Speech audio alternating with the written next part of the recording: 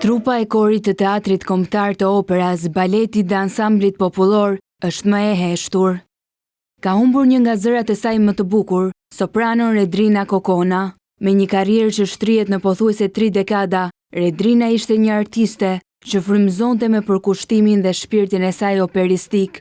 E diplomuar me rezultate të shkëlqyera në Universitetin e Arteve në Tiranë në vitin 1998, ajo nisi rrugtimin e saj artistik me një pasion të palëkundur për muzikën klasike dhe ishte një zë që spikati që në hapat e parë.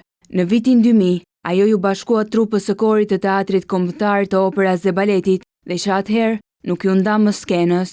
Ishte gjithmonë aty, në çdo koncert, në çdo premier, në çdo përgatitje e provë, jo vetëm si pjesë e korit, por edhe si një zë që shpesh dallohej në role solistike me një interpretim plot finesë dhe ndjeshmëri.